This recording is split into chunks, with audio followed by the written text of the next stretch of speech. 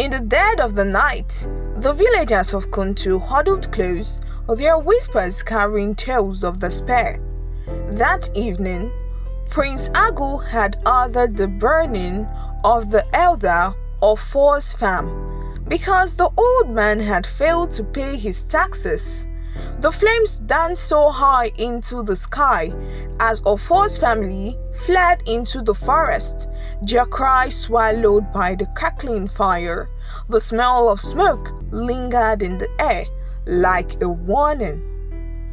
The prince's cruelty was legendary. He was not just feared, he was hated. For years he had ruled Kuntu with an iron hand. He taxed the poor until they had nothing but clothes on their backs. Anyone who dared to speak against him was punished severely. Crops were seized, homes were destroyed, and lives lost. It wasn't always this way. It was years ago when Agu's father, King Omekanaya, ruled. Kuntu was a peaceful village. The people sang songs of joy as they worked, their bellies full and their hearts light. But after King Omekanaya's death, Agu ascended the throne and the light in Kuntu dimmed. He had grown into a tyrant, his heart hardened by greed and anger. One morning, as the sun began to rise over the fields, Agu rode through the village. His face was stern as ever, his guards trailing behind him. The villagers, afraid to meet his gaze, pretended to work. But then, Agu's eyes caught sight of something unusual. By the river, a girl sat on her knees, washing clothes. Her hands moved rhythmically through the cold water, her voice rising softly in song. Her clothes were threadbare, her feet bare on the muddy bank, but her face glowed with quiet strength. She didn't look up as Agu's horse stopped nearby. "Who is she?" Agu demanded, turning to his guard. The guard glanced at the girl and shrugged. "Her name is Oma, Your Highness. She's an orphan. Her parents died in the famine last year. She's lived alone ever since." Agu stared at Oma for a long moment. There was something about her, a calmness, a resilience that unsettled him. He turned his horse and left without a word, but her voice lingered in his mind long after he returned to the palace. The next day, Agu returned to the river. Oma was there again, washing clothes. She didn't acknowledge him, didn't even glance his way. He dismounted and approached her.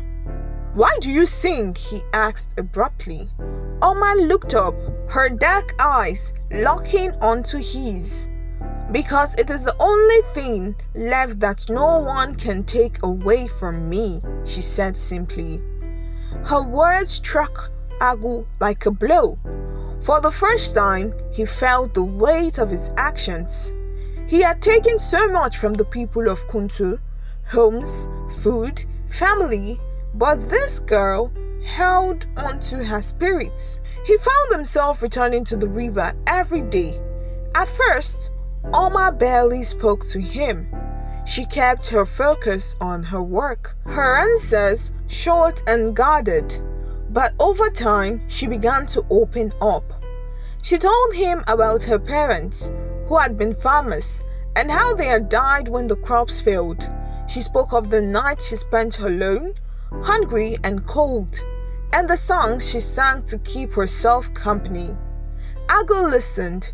He brought her food and clothing, but she accepted them without gratitude or resentment.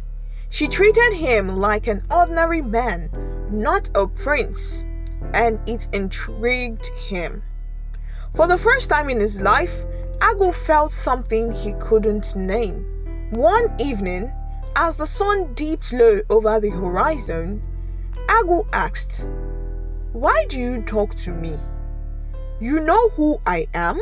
Oma faintly smiled, "Because I see who you could be." Her words haunted him. That night, Agu couldn't sleep. He thought about the village, the people he had hurt, the man he had become. He realized he didn't want to be fed. He wanted to be respected, maybe even loved. The next morning, Agu summoned the elders of Kuntu. They entered the palace cautiously, unsure of what to expect. Agu stood before them, his face solemn. "I have wronged you," he said. His voice wavered, but he continued. "I have taken away from you and caused you pain. From this day forward, I will change. I will lower the taxes, rebuild your homes, and return what I have stolen." The elders were silent, their face a mix of shock and disbelief. Agu didn't wait for their approval.